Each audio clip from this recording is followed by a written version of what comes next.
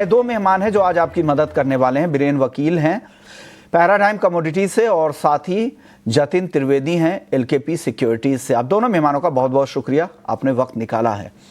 चलिए शुरुआत कर लेते हैं गोल्ड के साथ। गोल्ड में अच्छी रिकवरी दिखी है जतिन जी, क्या हो रहा है सर? वो कोर्ट के फैसले की वजह से गोल्ड में दबाव बना था, लेकिन हालांकि अपना पक्ष ट्रंप एडमिनिस्ट्रेशन की तरफ से भी रखा गया है। अब देखते हैं आगे क्या कुछ होता है। आप इस पूरे ही मामले को कैसे रीड कर रहे हैं और क्या कुछ हो सकता है गोल्ड में आगे सर? विश्वमोहन जी, देखिए गोल्ड का जो मार्केट है ये जो न्यूज फ्लैशेस जो भी आती हैं उसके एक इमीडिएट रिएक्शन जरूर देता है। जब भी कोई नेगेटिव न्यूज फ्लो आता है गोल्ड के लिए तो उसका नीजक रिएक्शन हमको जरूर देखने मिलता है मॉर्निंग सेशन में, जब भी यूएस की तरफ से कुछ आता है। लेकिन बेस ट्रेंड जो है, अंडरलाइंग ट्रेंड जो है वो स्ट्रांगली पॉजिटिव है, जिसके कारण से ये जो है वो शॉर्ट लिविड रहता है जो भी शॉर्ट्स इनिशिएट होते हैं। और इनफैक्ट जब भी डिप मिलता है तब बायर्स जो है वो उसके अंदर रेडी रहते हैं कि यहाँ पर एक डिप मिला है तो तुरंत उसके अंदर एक्यूमुलेशन करना चाहिए, क्योंकि सेंट्रल बैंक्स की जो बाइंग है और साथ ही साथ में जितनी अनसर्टेनिटी बनी हुई है टैरिफ्स को लेकर के, और सभी को मुझे लगता है ट्रंप पे भी भरोसा है कि ये जो टैरिफ का जो ये अनसर्टेनिटी का जो माहौल है और दौर है वो कोई ना कोई रीजन से वो नए तरीके ढूंढ के लेके ही आएंगे कि जहाँ पर वो अपनी मजबूती के दिखाएंगे और टैरिफ को लेकर फिर से कुछ एक नया अपडेट लेकर आएंगे जिससे गोल्ड को जो है फिर से एक सपोर्ट मिल सकता है। तो इसी के कारण से ही मुझे लग रहा है ये एक नीजक रिएक्शन सिर्फ एक बाइंग अपॉर्चुनिटी के तौर पे बन के उभरा है और आगे चलते हुए भी बेस ट्रेंड जो है वो पॉजिटिव ही दिख रहा है। लेकिन शॉर्ट टर्म में अगर देखें तो यस, इसका इम्पैक्ट जो है वो कहीं ना कहीं थोड़ा सा नेगेटिव जरूर बनता है, क्योंकि टैरिफ के सामने रिटेलिएशन वाला टैरिफ अगर नहीं कर पाते हैं तो थोड़े समय के लिए, जब तक आगे की अपील्स कैसे अनफोल्ड होती है वो वक्त ही बताएगा। लेकिन तब तक के लिए तो ये रिटेलिएशन वाला टैरिफ जो है वो थोड़ा सा रुक जाएगा, जिसके कारण से कहीं ना कहीं टैरिफ को लेकर के एक रुझान बन जाता है कि सॉफ्ट ट्रेंड पॉजिटिविटी के साथ में बनना चाहिए और गोल्ड को यहाँ से थोड़ा सा सपोर्ट कम मिले।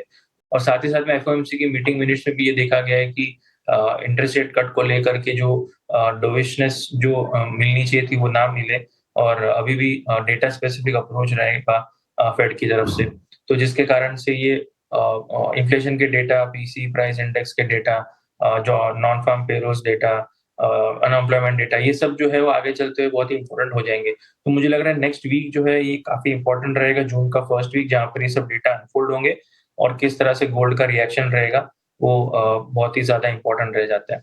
लेवल वाइज अगर मैं बात कर लूँ तो 94,000 बहुत ही इंपॉर्टेंट अहम सपोर्ट है गोल्ड के लिए हाल फिलहाल।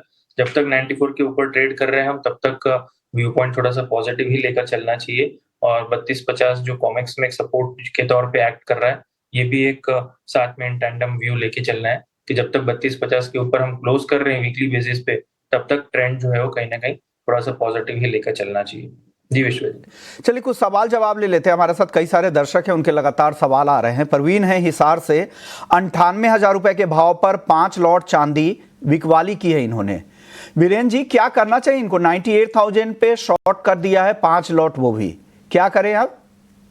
आज मैंने सेल कॉल दिया है सिल्वर में 98,400 के आसपास, तो ये लेवल मुझे सेल साइड का लग रहा है शॉर्ट टर्म के लिए, 2-3 दिन के अवधि के लिए, जिसका स्टॉप लॉस 98,900 800 के आसपास, यानी 400 रुपये आसपास का स्टॉप लॉस होना चाहिए। डाउन साइड ऑब्जेक्टिव 57,700 800 के आसपास रख सकते हैं।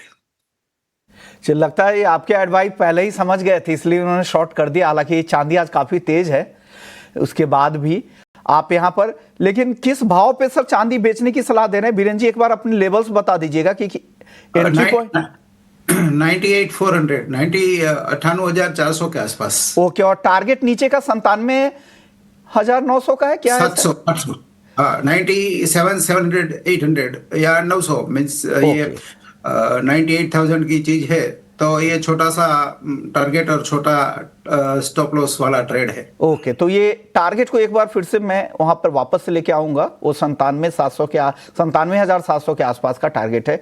ये सलाह बीरेन जी की तरफ से आ रही है। चलिए कुछ और दर्शकों के सवाल ले लेते हैं। कई सारे दर्शक हैं जो अपने सवाल भेज रहे हैं। अगले दर्शक हमारे साथ राहुल हैं अमरोहा यूपी से, कि क्रूड में क्या करना चाहिए? क्रूड में क्या राय दे रहे हैं जतिन जी आप? देखिए विश्व जी, क्रूड का ट्रेंड जो है कहीं ना कहीं रेंज बाउंड वोलेटिलिटी के साथ में है, जहां पर एमसीएक्स पर अगर हम देखें तो 5450 एक बेस रेजिस्टेंस बना हुआ है। इसके ऊपर जो है वो प्राइसेस जब तक निकलते नहीं है तब तक ट्रेंड जो है वो पॉजिटिव तो फिलहाल नहीं गिनना चाहिए, एक रेंज वोलेटिलिटी के साथ में गिनना चाहिए। लोअर लेवल्स पर हालांकि 5200 से लेकर 5150 एक बेस सपोर्ट भी है, तो यहाँ पर रेंज वोलेटिलिटी के हिसाब से मैं एडवाइस दूंगा कि हायर लेवल्स पर 5400 के आसपास के लेवल्स का वेट कीजिए। 5375 के रेंज में मिलता है तो वहां पर शॉर्ट करके चल सकते हैं। 5450 के ऊपर आपका स्टॉप लॉस रहेगा। जो ऊपर के लेवल्स अगर नहीं मिलते हैं और नीचे की तरफ पहले रुख मिलता है तो 5225 के रेंज में बाइंग कीजिए और 5150 के स्टॉप लॉस के साथ में। सो ये रेंज मार्केट को इसी तरह से प्ले किया जाता है, जहां पर लोअर रेंज पे मिलता है वहां पर बाय कीजिए और हायर रेंज पे मिलता है तो वहां पर शॉर्ट सेल और प्रॉफिट बुकिंग करके चल सकते हैं। ओके, तो ये सलाह क्रूड को लेकर है। हालांकि क्रूड में काफ़ी अहम खबरें हैं। कल भी हमने देखा था एक बैठक हुई थी, वर्चुअल बैठक। अब शनिवार को बैठक होगी, उसमें ये डिसाइड होगा कि क्या आगे पॉलिसी क्या रहती है। जुलाई में उत्पादन कितना बढ़ाते हैं, 4,11,000 जो बाजार अनुमान लगा के चल रहा है, क्या उसी हिसाब से बढ़ोतरी होती है कि नहीं। अगले दर्शक हमारे साथ हैं, शेख ख्वाजा हैं। नेचुरल गैस में क्या करना चाहिए वीरेंद्र सर, क्या करना चाहिए नेचुरल गैस में? इसमें थोड़ा सा डाउनसाइड दिख रहा है मुझे। धीरे धीरे करके मार्केट एकदम स्लो एंड स्टेडी गिर रहा है। यहाँ से भी 15-20 रुपया की डाउनसाइड तो क्लियर दिख रही है। फिजिकल साइड काफी कमजोर हो गया है यूरोप में गैस, जिसकी यहाँ पर थोड़ी असर दिख रही है। गोपाल हैं दिल्ली से। 95,070 रुपए के भाव पर एक लॉट सोने की खरीदारी की है। वीरेंद्र जी, गोल्ड पर क्या राय देंगे इनको? 95,070 के भाव पर एक लॉट खरीदा है इन्होंने। फिलहाल ये बॉक्स रेंज, जिसको टेक्निकल भाषा में रेक्टेंगल कहते हैं, उसमें ये 94-98 के बीच का रेक्टेंगल है इसमें मुझे। और कहीं ना कहीं फियर या लिक्विडिटी का सपोर्ट मिल रहा है गोल्ड को, तो जिसको फियर एज बोलते हैं। तो बाय ऑन डिप्स इसमें मीडियम टर्म या 2-3 वीक या ऐसा टाइम फ्रेम है, तो मैं बाय साइड रहना प्रेफर करूंगा इसमें। वीरेंद्र जी, एक दर्शक है, वो पूछ रहे हैं कि सिल्वर में ज्यादातर एनालिस्ट बाई दे रहे हैं और उनके बार बार स्टॉप लॉस भी हिट हो जा रहे हैं, हालांकि उन्होंने सेल कर रखा है। अब पूछ रहे हैं कि 93,000 चांदी आ सकती है क्या नीचे में? ये काफी इंटरेस्टिंग सवाल है। इसमें बेसिकली मैं ऐसा देख रहा हूँ कि जो बेस वैल्यू होती है, सपोज सिल्वर 1 लाख रुपया का कॉन्ट्रैक्ट है, तो 2-3% की मूवमेंट यानी 2,000-3,000 रुपये का स्टॉप लॉस हुआ, जो नो स्ट्रेड है। मीन्स इतना तो जॉबिंग में आता रहता है। और आजकल 70-80% ट्रेडिंग तो अल्गो ड्रिवन हो गया। मीन्स ह्यूमन माइंड काम नहीं करता है, मशीन ही काम कर रहा है। तो कंप्यूटर के सामने चेस खेल रहे हो, उस तरह का ये नॉर्मली ट्रेडिंग माहौल है। तो ये मैं ऐसा मानता हूं कि ऐसे समय में ऑफसेटिंग ऑप्शंस का इस्तेमाल करना चाहिए रिस्क मिटिगेशन के लिए, क्योंकि स्टॉप लॉस छोटे हो गए तो बार बार हिट हो जाएंगे। या तो अगर आप पोजिशनल प्ले करो तो वॉल्यूम कम करके स्टॉप लॉस थोड़ा बढ़ाना चाहिए, तो रिस्क थोड़ा मिटिगेट हो सकता है। अगले दर्शक हमारे साथ कृष्ण हैं दिल्ली से, रेगुलर कॉलर है। कॉपर के उनका कारोबार है, कॉपर पे या व्यू जानना चाह रहे हैं। कॉपर का क्या आउटलुक है? जतिन जी बताइए इनको, कृष्ण जी को। विषय ये कि कॉपर जो है कहीं ना कहीं बेसिंग ट्रेंड के अंदर से एक हायर साइड की रेंज जो है वो पकड़ना शुरू कर रहा है। बेसिंग ट्रेंड में इसीलिए बोल रहा हूँ क्योंकि पिछले एक महीने में अगर हम देख लें तो 850 840 के पास एक बेस रेजिस्टेंस कंटिन्यूसली लेते हुए देखने मिल रहा है, और साथ ही साथ में 810 से 820 की जो रेंज है वो जब भी डिप मिलती है तब वहां पर बाइंग जो है इनिशिएट हो रही है। जितना यूएस और चाइना का डील जो है वो पॉजिटिव नोट के संकेत आने के डेटा आते रहेंगे, उतना ही बेस मेटल मार्केट को जो है कहीं ना कहीं सपोर्ट जो है वो मिलते रहेंगे। और फिलहाल जो है वो ट्रेंड थोड़ा सा पॉजिटिव जरूर देखने मिल रहा है। 875 880 के लेवल्स जो है मुझे आने वाले कुछ दिनों में, हफ्ता 10 दिन के हिसाब से अगर देखें तो मुझे दिख रहा है कि 875 880 के लेवल्स आ सकते हैं। जो स्विंग ट्रेडिंग के पर्पज से अगर ट्रेड करना है इसके अंदर तो बाइंग करके चलना चाहिए। स्टॉप लॉस जो है वो मेंटेन करना रहेगा 850 के नीचे का, और 860 से 866 का जो जोन है करंट मार्केट प्राइस से, ये आपका लिए बाइंग जोन रहेगा। अपने रिस्क रिवॉर्ड के हिसाब से इसके अंदर ट्रेड करें, क्योंकि कॉपर का लॉट साइज भी बहुत बड़ा है, तो रिस्क मैनेजमेंट बहुत जरूरी रहेगा यहाँ पर। ओके, चलिए, तो कॉपर को लेकर ये व्यू है। वक्त है ब्रेक का, ब्रेक के बाद लौटेंगे तो गेहूं को लेकर एक एक्सक्लूसिव खबर आ रही है और वो जानेंगे। हमारे साथ देवेंद्र वोरा है, गेहूं के कारोबारी है, बाकी अन्य ग्रेन के भी कारोबारी हैं, उनसे बातचीत करेंगे और क्या वो एक्सक्लूसिव खबर है बताएंगे देवेंद्र जी ब्रेक के बाद। गेहूं को लेकर सरकार ओपन मार्केट में गेहूं की बिक्री जून जुलाई से फिर से शुरू कर सकती है। हालांकि गेहूं के दाम अभी स्थिर है, उसके बाद भी सरकार चाहेगी कि आगे भी दाम कंट्रोल में रहे, इसलिए सरकार इस तरह के फैसले कर सकती है। इस एक्सक्लूसिव खबर की पूरी डिटेल समझते हैं देवेंद्र जी से। देवेंद्र जी, क्या ओपन मार्केट में सरकार बिक्री शुरू कर सकती है जून जुलाई से? बिल्कुल, कल ही सरकार ने अपना जो इरादा था वो स्पष्ट कर दिया था स्टॉक लिमिट डाल के, और जो बड़े प्लेयर्स ने काफी मात्रा में ये बार गेहूं सीजन में रोका था, लिया था पूरे 11 के 11 राज्यों में, छोटी बड़ी मात्रा में। तो यही सीजन में मतलब थोड़ी बाजार ऊपर भी आ गई थी। उसमें एक रीजन सरकार का खुद का बोनस भी है। मध्य प्रदेश और राजस्थान की सरकार ने बोनस डिक्लेयर किया था, तो वो उसकी वजह से भी बाजार गेहूं के थोड़े ऊंचे थे। लेकिन जो पीडीएस डिपार्टमेंट है उनको एक एहतियात के तौर पे कल स्टॉक लिमिट का जो शस्त्र है वो उसने यूज किया, और आज हमें ऐसा समाचार है कि 100% गवर्नमेंट जून महीने में ही ओपन सेल स्कीम डिक्लेयर कर देगी, और उसको मिलों को जो है सब्सिडाइज भाव से देगा, या जो भी उसका प्राइस नक्की होगा। मिल को ऐसा नहीं लगेगा कि भाई हमारे पास माल नहीं है और हमको ऊंचे दामों में माल लेके पब्लिक को ऊंचे भाव का आटा या मैदा लेना पड़ेगा, ऐसा नहीं हो। इसलिए पीडीएस डिपार्टमेंट ने ये किया है, और उसकी वजह से और जो उनका जो आपस का जो कोऑर्डिनेशन है वो ये बार गेहूं के लिए और चावल के लिए काफी ठीक दिख रहा है। इस हिसाब से सरकार ने जून महीने में ही गेहूं को जो एफसीआई के द्वारा बाजार में बेचने का, बाजार में उतारने का और माल फ्लो से देने का एक निर्णय लिया है। और जो तेजी मंदी के जो ब्यूगल थे, तो अभी सरकार कहना चाहती है कि कोई वायदा सट्टा ये वो मत करो, शांति से व्यापार करो। 10 महीना अभी बहुत बड़ा ज्यादा तेजी मंदी नहीं आएगा, रनिंग काम करो, मजा करो। सरकार काफी सतर्क है। एक पहले तो यहाँ पर स्टॉक लिमिट भी लगाई गई, अब यहाँ पर ओएमएसएस के जरिए, ओपन मार्केट सेल्स के जरिए यहाँ पे बिक्री भी शुरू हो जाएगी, ताकि पर्याप्त सप्लाई रहे, मिलों को भी कोई दिक्कत ना हो और दाम भी कंट्रोल में रहे, तो कंज्यूमर्स को भी कोई दिक्कत ना हो। शुक्रिया देवेंद्र वोरा जी, आपने वक्त निकाला और ये अहम खबर पे जानकारी दी। चलिए आगे बढ़ते। एक और अहम खबर ये है कि सीएसईपी ने पीली मटर के इंपोर्ट पर बैन लगाने की सिफारिश की है, क्योंकि इसके इंपोर्ट से बाकी दालों के दाम काफी तेजी से नीचे आ रहे हैं और लगातार ज्यादातर दालों के दाम मंडियों में एमएसपी के नीचे है। ये चिंता की बात है। तो ऐसे में अब लग रहा है कि अगर इस तरह से ही दाम नीचे रहे तो यहां पर खेती में पर इसका असर होगा, किसानों का फोकस दूसरे फसलों पर जा सकता है। हमारे साथ बातचीत करने के लिए विमल कोठारी जी हैं, चेयरमैन है आईपीजीए के। बहुत बहुत शुक्रिया सर। सर, ये सीएसईपी की तो सिफारिश पहुंच गई है, आप लोगों ने क्या सिफारिश दी है सरकार को? विश्व मोहन जी, आपने 100 पे आमंत्रित किया। देखिए, ये जो सिफारिश सीएसईपी ने आज की है या अभी की है, हम तो लास्ट 8 महीने 10 महीने से कर रहे हैं हम। क्योंकि देखिए, जो येलो पीस का जो इंपोर्ट 2023 में सरकार ने किया था, उसमें हमारे यहाँ क्या था कि एल नीनो की वजह से हमारा प्रोडक्शन कम हुआ था, तो इसलिए बाकी दालों के दाम काफी बढ़ गए थे। तो उसमें वो कदम सही था, उसमें सरकार ने इंटरवेंशन किया था।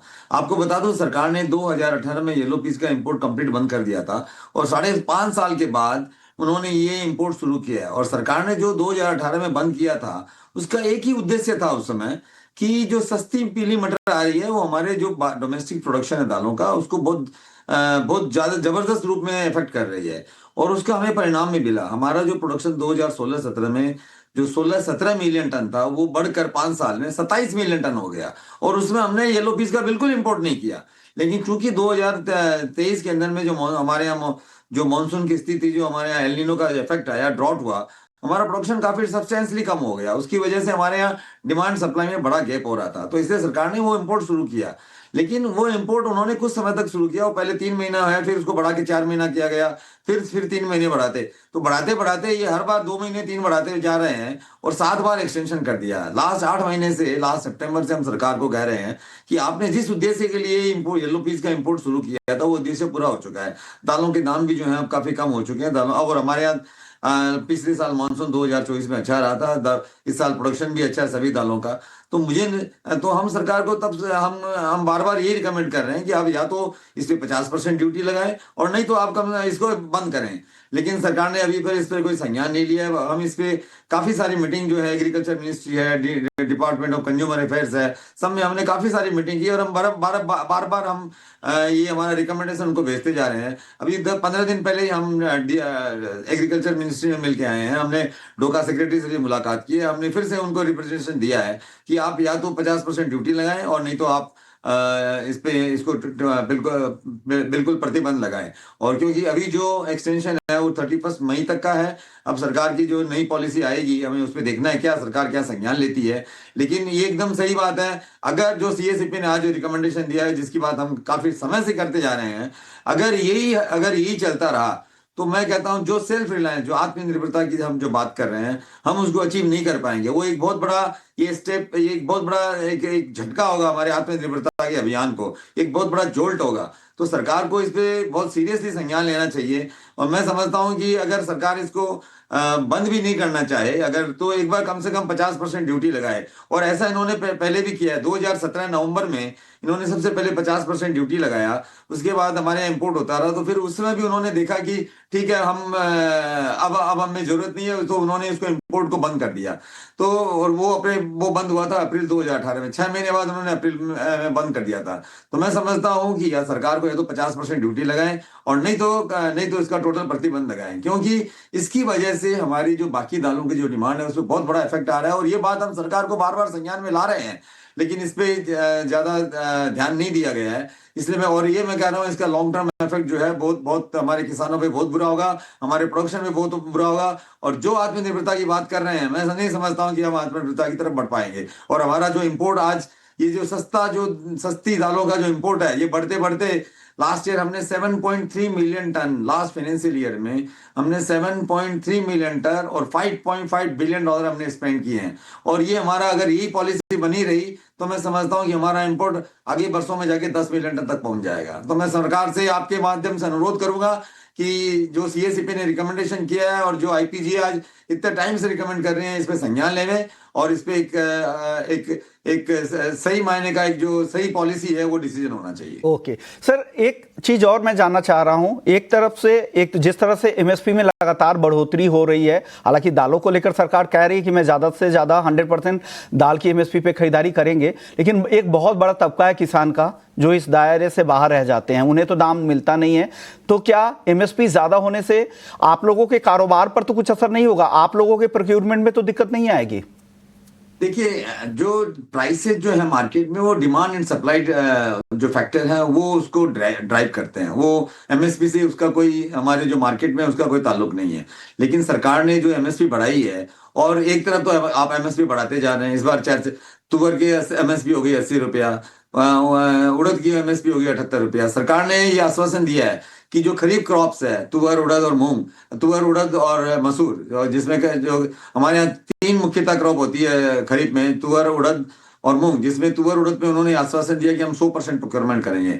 लेकिन अगर ये एक तरफ आप 100% प्रोक्योरमेंट करने की बात कर रहे हैं एमएसपी पे, जो बहुत 80 रुपए के भाव है तुअर के, और एक तरफ आप 35 रुपए किलो की येलो पीस को इंपोर्ट करना भी अलाउ कर रहे हैं, तो ये एक दूसरे में ये कंट्राडिक्टरी है। ये जो स्टेप है कंट्राडिक्टरी है, ये ऐसा होना नहीं चाहिए। और होगा बिमल जी, मेरा एक छोटा सवाल होगा, क्या सरकार को लॉन्ग टर्म पॉलिसी बनाने की जरूरत है? और क्या ये तालमेल का भी अभाव आपको दिख रहा है एक डिपार्टमेंट से दूसरे डिपार्टमेंट में, नीति आयोग से अलग अलग मंत्रालय में? या आपको लग रहा है जिस तरह से तेजी से बदलाव होते हैं पॉलिसी रिलेटेड, क्या ये इंडस्ट्री के लिए ठीक है? इंडस्ट्री बहुत सफर कर रही है लास्ट 1-1.5 साल में। इंडस्ट्री, मैंने कहा ना, 7 बार एक्सटेंशन हो गया है, और ये 8वां एक्सटेंशन होगा। तो ये 1.5 साल में अगर आप 8 नोटिफिकेशन देखें तो इंडस्ट्री कभी खुश नहीं हो सकती है।